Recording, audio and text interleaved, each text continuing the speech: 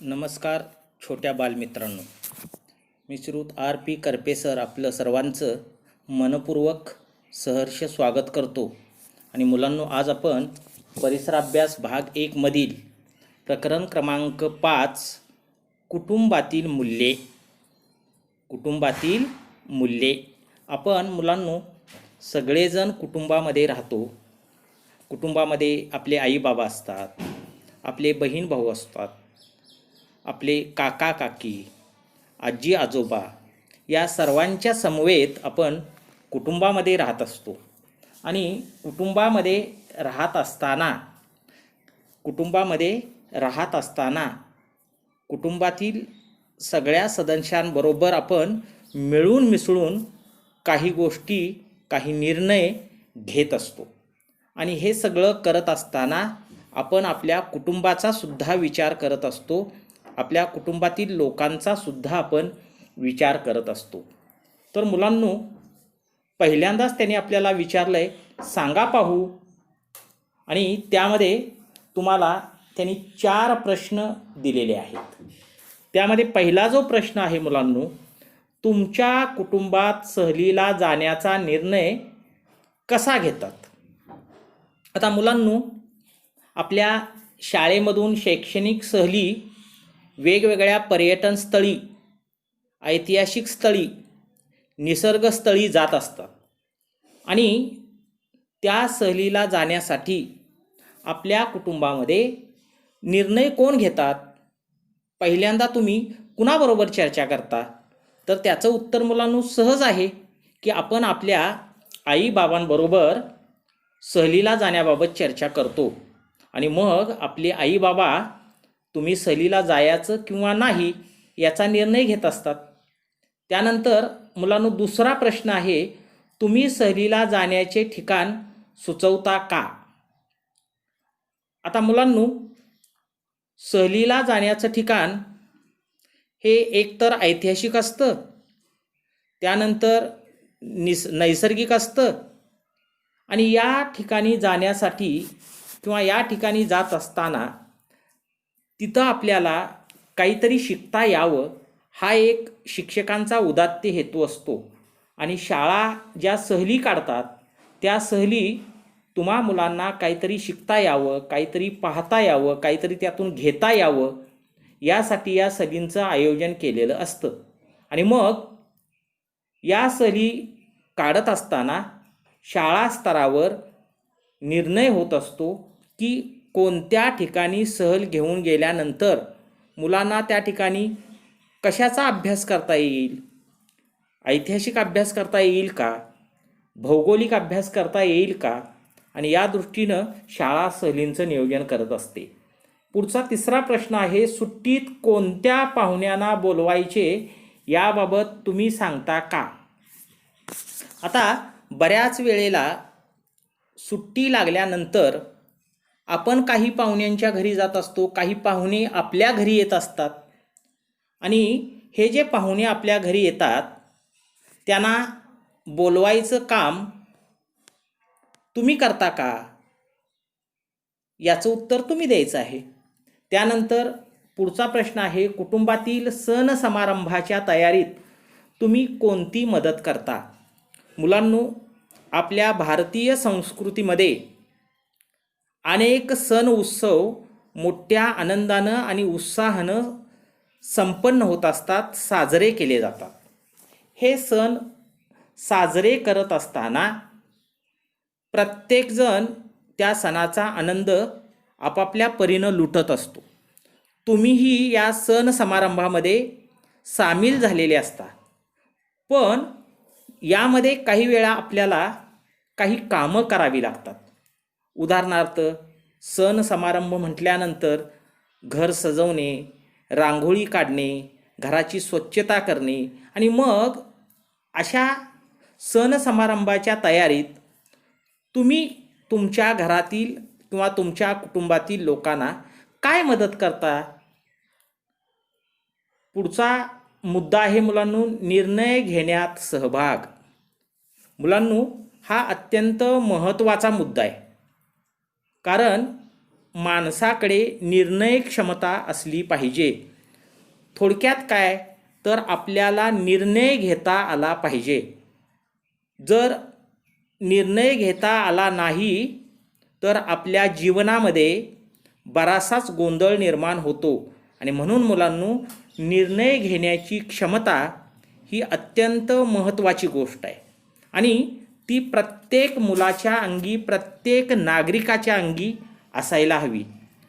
तो निर्णय भला चूक असेल किंवा बरोबर असेल, सगळेच निर्णय बरोबर येतात असे नाही आणि सगळेच निर्णय चुकतात असे नाही. काही वेळेला निर्णय घेतल्याने आपल्याला बऱ्याचशाच गोष्टी शिकता येतात, चुकलेल्या गोष्टी पुन्हा आपल्याला सुधारता येतात आणि म्हणून निर्णय घेण्याची जी प्रक्रिया आहे त्यामध्ये आपल्याला सहभागी होता आलं पाहिजे. आता आपण आपल्या कुटुंबाचा विचार करूया मुलांनो. कुटुंबामध्ये आपण आपल्या कुटुंबातील सर्व सदस्यांसोबत, मग ते आई वडील असतील, काका काकी असेल, आजी आजोबा असतील, भाऊ बहीण असतील, या सगळ्यांच्या समवेत आपण कुटुंबामध्ये राहतो. आता बघा, प्रत्येकाच्या आवडीनिवडी वेगवेगळ्या असतात. तुम्हाला जी गोष्ट आवडत असेल कदाचित ती तुमच्या भावाला आवडत नसेल, ती तुमच्या बहिणीला आवडत नसेल, ती तुमच्या आईला आवडत नसेल, ती तुमच्या बाबांना आवडत नसेल. तुम्हाला जे हवं ते त्यांना नको असतं कदाचित. म्हणजे प्रत्येकाच्या आवडीनिवडी वेगळ्या असतात. इतकंच नव्हे, माणूस म्हटलं की प्रत्येकाचे विचार आणि प्रत्येकाची मतं वेगळे असू शकतात. आपणही इतरांच्यापेक्षा वेगळा असतो असे असले तरी अनेक बाबतीत आपले विचार आणि मते इतरांशी जुळू शकतात. जरी आपले मतं, आपले विचार वेगळे जरी असले तरीसुद्धा आपले काही विचार, आपली काही मतं इतरांच्या विचारांशी आणि इतरांच्या मतांशी जुळू शकतात. आपल्याला कुटुंबामध्ये राहत असताना आपण एकमेकांचा नेहमी विचार करत असतो. एकमेकांविषयी प्रेम, आपुलकी असते. आपण एकमेकांची काळजी घेत असतो. बघा, तुमच्या लहान भावाला कुणी मारलं तर लगेच तुम्हाला त्याची दया येते. म्हणजेच काय तर आपण एकमेकांची काळजी घेतो. तुमच्या भावाबद्दल, तुमच्या कुटुंबातील लोकांच्याबद्दल तुमच्या मनामध्ये प्रेम असतं. तुमच्या कुटुंबातील कोणत्याही सदस्याला कुणी काय म्हटलं तर आपल्याला त्या व्यक्तीचा राग येतो आणि राग येणं साहजिक आहे, कारण आपल्या कुटुंबातील व्यक्तींबद्दल आपल्या मनामध्ये प्रेम आणि आपुलकी असते. आपण एकमेकांची काळजी घेत असतो. आपण कुटुंबातील एकमेकांची विचारपूस करत असतो. घरातील कोणतीही गोष्ट मुलांनो ठरवत असताना आपण एकमेकांना विचारतो. घरामध्ये जर एखादी गोष्ट काय करायची असेल तर कुटुंबातील सदस्य एकमेकांशी चर्चा करत असतात, परस्पराशी ते बोलत असतात आणि सर्वांना पटतील, सर्वांना आवडतील असे निर्णय कुटुंबामध्ये घेतले जातात. आणि अशा पद्धतीनं आपण सर्वजण कुटुंबातील निर्णय घेण्यात सहभागी होत असतो. म्हणजे तुमचा सुद्धा विचार तुमच्या कुटुंबामध्ये केला जातो. तुम्हाला सुद्धा विचारलं जातं. साधं उदाहरण घ्या ना, आपण ज्यावेळी तुम्हाला कपडे घ्यायचे असतील आणि कापड दुकानामध्ये जातो त्यावेळी आई बाबा तुम्हाला विचारतात, तुला हा ड्रेस आवडला का, असू दे का? आणि मग तुम्ही जर होकार दिला, तुम्ही होय म्हटला तरच तो ड्रेस खरेदी करतात. किंवा तुला कोणता ड्रेस पाहिजे, तुला कोणतं चप्पल पाहिजे, तुला काय पाहिजे हे आई बाबा आपणाला विचारत असतात. म्हणजे तुमच्यासुद्धा मताचा आदर किंवा तुमचंसुद्धा मत विचारात घेतलं जातं आणि कुटुंबामध्ये निर्णय घेण्यात तुम्हालासुद्धा सहभागी करून घेतलं जातं. पुढचा मुद्दा मुलांनो आहे, निर्णय घेण्यात सहभागी होता आल्याने काय होते. आपण निर्णय प्रक्रियेमध्ये सहभागी झाल्याने आपल्यामध्ये कोणकोणते गुण निर्माण होतात, कोणत्या गुणांचा विकास होतो, निर्णय प्रक्रियेत सहभागी झालो की आपण काय शिकतो. तर पहिली गोष्ट मुलांनो, आपल्याला काय वाटते हे सांगण्याची प्रत्येकाला संधी मिळते. म्हणजे थोडक्यात काय, तर तुम्हाला काय वाटतं याबद्दल तुम्ही तुमचं मत तुमच्या कुटुंबात मांडू शकता. म्हणजेच तुमच्या मताचा आदर कुटुंबामध्ये केला जातो. दुसरी गोष्ट कोणती आहे, तर एकमेकांना विचारून निर्णय घेतल्याने त्या विषयावर चर्चा होऊन सर्व बाजू समजतात. थोडक्यात काय, तर एकमेकांना जर विचारात घेऊन निर्णय घेतला तर प्रत्येकाची मतं येतात आणि त्यातून तो निर्णय सर्व बाजूनी बरोबर आहे की चूक आहे याची चर्चा होऊन त्याची सर्व बाजू आपल्या समोर येतात किंवा सर्व बाजू आपणाला समजतात. म्हणजेच आपण निर्णय घेतल्याने त्या विषयावर चर्चा होते आणि सर्व बाजू समोर येतात, त्याचे फायदे तोटे आपल्या लक्षात येतात. त्यानंतर पुढचा मुद्दा आहे, घरात आपल्या मताला महत्त्व दिले जात आहे हे पाहून आपल्याला कुटुंबाबद्दल अधिक जवळीक वाटू लागते. म्हणजे तुम्ही लहान आहात म्हणून तुम्हाला कोणच विचारत नाही असं जर तुम्हाला वाटू लागलं तर तुमच्या कुटुंबातील सदस्यांपासून तुम्ही कदाचित दूर जाऊ लागता. पण तुम्हाला जर असं वाटू लागलं मी लहान असलो तरी माझं मत माझ्या कुटुंबामध्ये विचारात घेतलं जातं किंवा माझ्या मताचा माझ्या कुटुंबामध्ये आदर केला जातो. आणि मुलांनो, आपण असाही अट्टहास करता कामा नये की माझी सगळीच मतं कुटुंबामध्ये विचारात घ्यावीत. तुमचंसुद्धा मत एखादं चुकीचं असू शकतं, तुमचंसुद्धा एखादं मत बरोबर असू शकतं. जे तुमचं मत बरोबर असू शकतं ते तुमचं कुटुंब स्वीकारत असतं. पण तुमचं एखादं मत चुकीचं असेल तर तुमचं कुटुंब तुमचं मत विचारात घेणार नाही. म्हणून आपण असंही नर्वस होता नाराज होता कामा नये. म्हणजे थोडक्यात काय, तर कुटुंबामध्ये आपल्या मताला महत्त्व दिलं जातं हे लक्षात आल्यानंतर आपली आणि आपल्या कुटुंबाची जवळीक वाटू लागते. आपल्या कुटुंबाबद्दल आपल्याला आणखी प्रेम आणखी आपुलकी वाटू लागते. आपल्या कुटुंबातील काही निर्णयामध्ये जसा आपला सहभाग असतो तसाच तो आपल्या सार्वजनिक प्रश्नाबाबतही असतो. बघा, जसं आपण आपल्या कुटुंबापुरतं मर्यादित जसा आपला सहभाग असतो, आपल्या कुटुंबाशी आपला सहभाग असतो, तसं सार्वजनिक जीवन जगत असताना म्हणजे कुटुंब सोडून बाहेरच्या जगामध्ये आपण जे जीवन जगतो त्याला सार्वजनिक जीवन म्हणायचं. आणि मग हे मुलांनो, सार्वजनिक जीवन जगत असताना काही सार्वजनिक प्रश्न असतात आणि आपल्या सार्वजनिक प्रश्नाबाबतही तो निर्णय होऊ शकतो. वृत्तपत्रात आपण लोकसहभागाच्या काही बातम्या वाचतो. तुम्ही जर वर्तमानपत्र मुलांनो वाचत असाल तर या वर्तमानपत्रामध्ये काही सदर येत असतात, काही बातम्या येत असतात. लोकसहभागातून ही कामं पूर्ण झाली.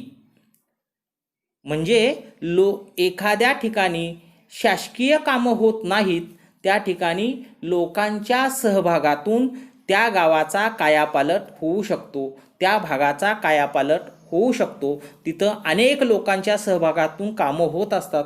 अशा बातम्या तुम्ही वर्तमानपत्रातून वाचल्या असतील. आणि अशा काही प्रातिनिधिक बातम्यांचा सारांश खाली दिला आहे.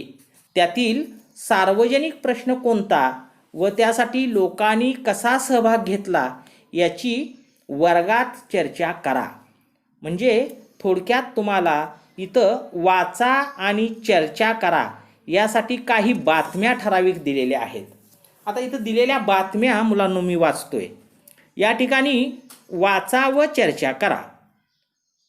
महानगरपालिकेच्या अंदाजपत्रकात नागरिकांचा सहभाग खर्च कोणत्या बाबींवर करावा हे नागरिक ठरवणार. आता मुलांनो, आपण ज्या भागामध्ये राहतो, ज्या गावामध्ये राहतो, तो काही महानगरपालिकेचा भाग नाही. आपला जो भाग आहे हा ग्रामपंचायत क्षेत्रामध्ये येणारा भाग आहे. म्हणजे आपण ग्रामपंचायत क्षेत्रामध्ये राहतो. तर तिथं आपण महानगरपालिकेच्या ऐवजी ग्रामपंचायतीचा विचार केला तरी चालेल. शहराच्या ठिकाणी महानगरपालिका असते. उदाहरणार्थ सांगली, मिरज आणि कुपवाड या 3 शहरांची मिळून मुलांनो महानगरपालिका बनलेली आहे. आता या महानगरपालिकेच्या अंदाजपत्रकात नागरिकांचा सहभाग, खर्च कोणत्या बाबीवर करावा हे नागरिक ठरवणार. म्हणजे महानगरपालिकेच्या कार्यक्षेत्रामध्ये, महानगरपालिकेच्या परिसरामध्ये जे काही वार्षिक अंदाजपत्रक असतं, म्हणजे कोणत्या कामांवर किती खर्च करायचा हे वर्षाचं पूर्ण एक अंदाजपत्रक महानगरपालिका तयार करत असते. आणि मग हे जे अंदाजपत्रक आहे, या अंदाजपत्रकामध्ये केवळ पालिकेमध्ये निवडून आलेले नगरसेवक, महापौर किंवा महानगरपालिकेचा जो मुख्याधिकारी असतो तोच करत नाही, तर मुलांनो या ठिकाणी नागरिकांचा सुद्धा त्यामध्ये सहभाग घेतला जातो. आणि तिथं नागरिकांचा सहभाग घेऊन कोणता खर्च कोणत्या बाबीवर करायचा हे नागरिक स्वतः ठरवत असतात. म्हणजे नागरिकांना विचारात घेऊन महानगरपालिका ही कामं करत असते. त्यानंतर पुढची बातमी आहे, शहराच्या विकास आराखड्यात सुधारणा सुचवण्यासाठी नागरिकांची गर्दी. म्हणजे शहर विकास आराखडा, शहराचा विकास करण्यासाठी एक आराखडा तयार केलेला असतो आणि त्यामध्ये नागरिकांना सुद्धा काही सुधारणा सुचवण्यासाठी सूचना दिलेल्या असतात किंवा सुधारणा सुचवाव्यात असं महानगरपालिकेद्वारे सांगितलं जातं. आणि त्यासाठी सुद्धा काही सुज्ञ नागरिक आहेत, ते सुज्ञ नागरिक, जागरूक नागरिक या शहराच्या विकास आराखड्यामध्ये वेगवेगळ्या सुधारणा सुचवण्याचं काम करत असतात. पुढची बातमी आहे, 6 गावांना जोडणाऱ्या रस्त्याचे उद्घाटन. गावकऱ्यांना आनंद, रस्त्याचा निर्णय व्हावा म्हणून 6 गावांच्या नागरिकांचा एकत्रित प्रयत्न. आता म्हणजे हे काय आहे, सार्वजनिक काम आहे. एका कोणत्या गावासाठीचं मुलांनो हे काम नाही. 6 गावांना जोडणाऱ्या रस्त्याचं उद्घाटन समारंभ होणार आहे. गावकऱ्यांना त्याचा आनंदसुद्धा झालेला आहे आणि या कामाचा पाठपुरावा करण्यासाठी हे काम पूर्णत्वास जावे म्हणून 6 गावांचे नागरिक एकत्रित प्रयत्न करतायत. म्हणजे अशा पद्धतीच्या ज्या सार्वजनिक बातम्या असतात, अशा बातम्या आपल्याला वर्तमानपत्रांमधून वारंवार वाचायला मिळतात. आता आपल्या परिसरात अनेक छोटे छोटे बदल व्हावेत असे आपल्याला वाटत असते आणि परिसरातील बदलाविषयीचे निर्णय आहेत ते सर्वांनी मिळून घेणे हिताचे असते. आपल्याला सुद्धा आपला गाव, आपल्या गावाचा परिसर यामध्ये सुद्धा छोटे छोटे बदल व्हावेत, आपल्या गावाचा विकास व्हावा असं प्रत्येकाला वाटत असतं. आणि त्यासाठी परिसरातील बदलाविषयी गावातील सर्व नागरिकांनी मिळूनच निर्णय घेणं हे गावाच्या फायद्याचं असतं, गावाच्या हिताचे असते. आपण निवडून दिलेले सरकार सार्वजनिक प्रश्नाबाबतचा निर्णय घेते. आता मुलांनो, आपल्याला भारतीय लोकशाहीमध्ये आपण अगदी ग्रामपंचायतीपासून ते संसदेपर्यंत आपले प्रतिनिधी निवडत असतो. आता ग्रामपंचायतीला आपले वार्डातले सदस्य आपण निवडत असतो. प्रत्येक वार्डातले सदस्य मिळून ग्रामपंचायतची सदस्य बॉडी तयार होते, त्यातून सरपंच निवडला जातो. त्यानंतर पंचायत समितीचा जो गट असतो, त्या पंचायत समितीच्या गटातून सुद्धा आपण आपला पंचायत समिती सदस्य निवडतो आणि 2 पंचायत समिती गटातून एका जिल्हा परिषद सदस्याची सुद्धा आपण निवड करत असतो. त्यानंतर आपल्या परिसरासाठी एक आमदार आपण निवडत असतो आणि आपल्या जिल्ह्यासाठी आपण एक खासदार निवडत असतो आणि हे सगळे लोकप्रतिनिधी आहेत. आपण निवडून दिलेले हे लोकप्रतिनिधी आहेत आणि हे निवडून दिलेले लोकप्रतिनिधीच सरकार चालवण्याचं काम करत असतात आणि म्हणून आपण निवडून दिलेले सरकार सार्वजनिक प्रश्नाबाबतचा निर्णय घेते. आता निवडून दिलेलं जे सरकार आहे कुणाचं वैयक्तिक काम करत नाहीत, पण सार्वजनिक कामं जी आहेत ती सार्वजनिक कामं करण्याचं काम म्हणजे सर्वांना उपयोगी पडतील अशी कामं, सर्वांच्या फायद्याची कामं करण्याचं काम आपण निवडून दिलेलं सरकार मुलांनो करत असतं. सरकारने घेतलेला एखादा निर्णय अयोग्य वाटल्यास त्याबाबत आपण आपले मत नोंदवू शकतो. सरकारी पातळीवर समजा एखादा निर्णय घेतलेला आहे, एखादा काम करण्याचा निर्णय घेतलेला आहे आणि ते काम आपल्याला नागरिक म्हणून अयोग्य वाटत असेल तर तसं मतसुद्धा आपण नोंदवू शकतो. अशा प्रकारे निर्णय प्रक्रियेमध्ये आपण सहभागी होऊ शकतो. आता थोडीशी तुमच्या बुद्धीला चालना मिळावी म्हणून इथं विचार करा, म्हणजे तुम्हाला सांगितले विचार करा आणि काय त्या चौकटीमध्ये टाकलेलं आहे तर कुटुंबातल्या निर्णयात अवश्य सहभागी व्हा.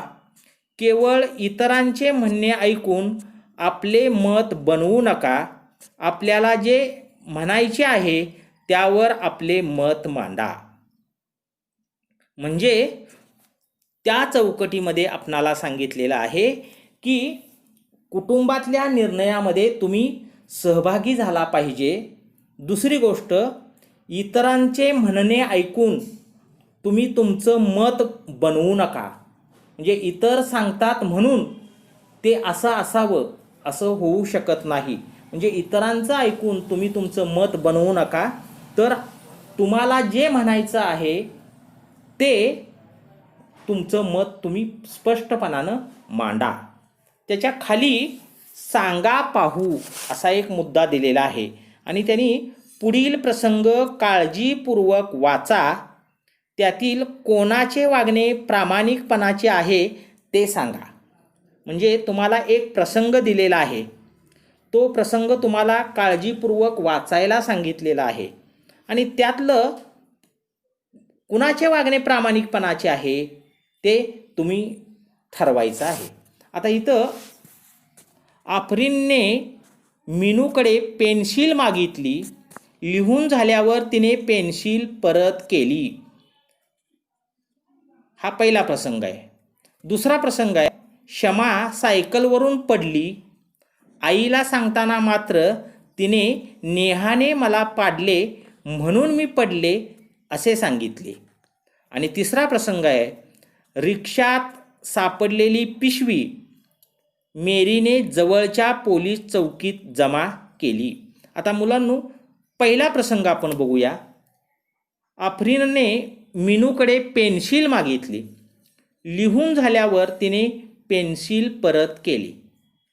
म्हणजे या ठिकाणी आफरीनचं वागणं हे प्रामाणिकपणाचं आहे, कारण ती पेन्सिल खरी तर मीनूचीच होती, पण आफरीनकडे पेन्सिल नसल्यामुळे तिनं मीनूकडून आफरीननं पेन्सिल मागून घेतली, पण तिचं काम झाल्यानंतर तिनं ती प्रामाणिकपणाने मीनूला परत केली. म्हणजे आफरीनचं इथं वागणं जे आहे ते प्रामाणिकपणाचं आहे. आता इथं दुसरा प्रसंग जो आहे मुलांनो, शमा सायकलवरून पडली. आईला सांगताना मात्र तिने नेहाने मला पाडले म्हणून मी पडले असे सांगितले. आता बघा, सायकलवरून खरं तर शमाच पडलेली होती, तिला कुणीही पाडलेलं नव्हतं. पण तिच्या आईला ज्यावेळी शमानं सांगितलं त्यावेळी मला नेहाने मला पाडले असं सांगितलं. म्हणजे नेहाचं हे वागणं अप्रामाणिकपणाचं आहे, ती प्रामाणिक नाही. त्यानंतर तिसरा प्रसंग जो मुलांनो आहे, तो तिसरा प्रसंग आहे, रिक्षात सापडलेली पिशवी मेरीने जवळच्या पोलीस चौकीत जमा केली. म्हणजे मेरी रिक्षानं प्रवास करत असताना तिला रिक्षामध्ये एक पिशवी सापडली.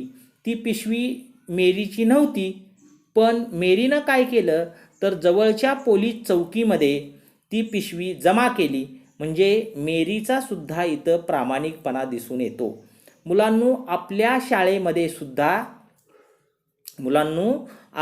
शाळेमध्ये सुद्धा असा एक उपक्रम राबवला जातोय की एखादी वस्तू जर आपल्याला मैदानावर असेल, वर्गात असेल किंवा परिसरात असेल सापडली तर ती आपण आपल्या शाळेतील एक विभाग आहे त्या विभागाकडे ती वस्तू जमा करतो आणि तुमच्या या प्रामाणिकपणाबद्दल शाळेमार्फत तुम्हाला फूल देऊन, पुष्प देऊन तुमचा सत्कार केला जातो. म्हणजे थोडक्यात काय, हा एक प्रामाणिकपणा आहे. आता प्रामाणिकपणा व अप्रामाणिकपणाचे परिणाम. आपण जर आपल्या जीवनामध्ये प्रामाणिकपणे वागलो तर काय होतं आणि अप्रामाणिकपणे जर आपण वागलो तर त्याचे परिणाम काय होतात. तर इथं आपल्या हातून बऱ्या वाईट गोष्टी घडत असतात. आपण आपलं सार्वजनिक जीवन जगत असताना, दैनंदिन जीवन जगत असताना काही चुकाही होत असतात, काही चांगल्याही गोष्टी घडत असतात. चांगल्या गोष्टी घडल्या तर त्याचं तुम्हाला चांगलं फळ मिळणारच. पण तुमच्याकडून काही चूक घडली, तुमच्याकडून काही चुका झाल्या तर त्याचं मात्र आपल्याला वाईट फळ मिळतं. आणि म्हणून आपल्या हातून ज्या काही बऱ्या वाईट गोष्टी घडत असतात, कधी चुकाही होतात, एखादी चूक झाल्याचे लक्षात आल्यास त्याविषयी आईवडिलांशी, भावंडांशी व मित्रमैत्रिणींशी मोकळेपणाने बोलावे.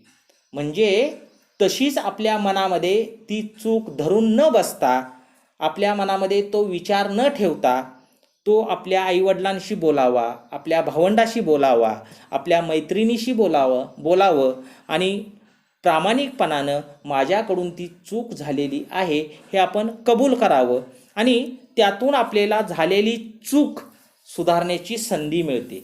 जर आपण अशा पद्धतीनं वागलो तर आपल्याला आपली जी चूक झाली आहे ती सुधारण्यासाठी आपल्याला संधी मिळू शकते. त्याचबरोबर आपले काम सचोटीने करणे आवश्यक आहे. म्हणजे कोणतंही काम करत असताना ते आपण सचोटीनं केलं पाहिजे. म्हणजे कामामध्ये टाळाटाळपणा न करता प्रामाणिकपणानं ते आपण काम केलं पाहिजे.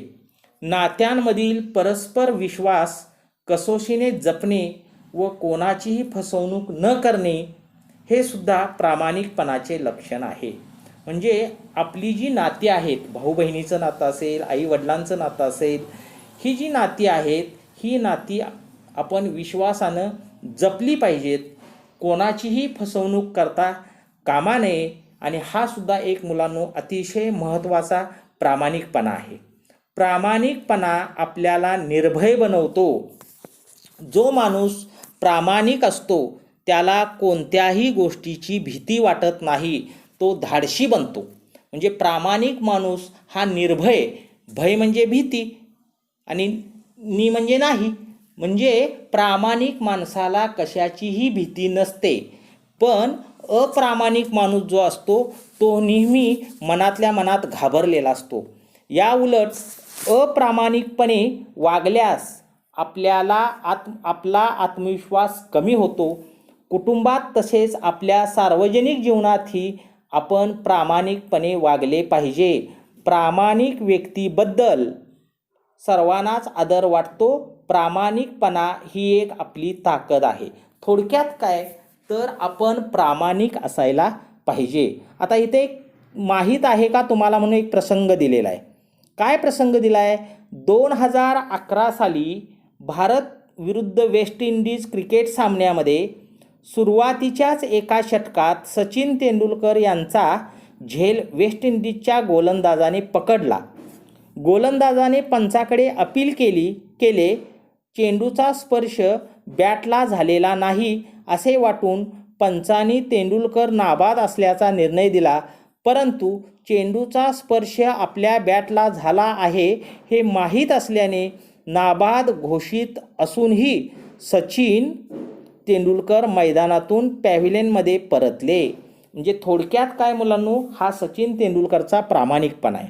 म्हणजे प्रामाणिकपणा हा अत्यंत महत्त्वाची गोष्ट आहे. कदाचित सचिन तेंडुलकरला पंचांनी नाबाद ठरवल्यानंतर तेंडुलकरला आणखी खेळता आलं असतं, पण तेंडुलकरांनी प्रामाणिकपणे सांगितलं की चेंडूचा स्पर्श माझ्या बॅटला झालेला आहे. म्हणजे इथं सचिन तेंडुलकरांचा प्रामाणिकपणा हा गुण घेण्यासारखा आहे. म्हणून मुलांनो, आपल्या जीवनामध्ये प्रामाणिकपणामुळं आत्मविश्वास वाढत असतो. जर आपण अप्रामाणिक वागलो तर आपला आत्मविश्वास कमी होतो आणि म्हणून सामाजिक जीवनामध्ये, सार्वजनिक जीवनामध्ये आपण जगत असताना प्रामाणिकपणा जोपासला पाहिजे. आपलं वागणं प्रामाणिकपणाचं असलं पाहिजे. अशा पद्धतीनं मुलांनो, आज आपण इथपर्यंतचा भाग अभ्यासलेला आहोत. धन्यवाद.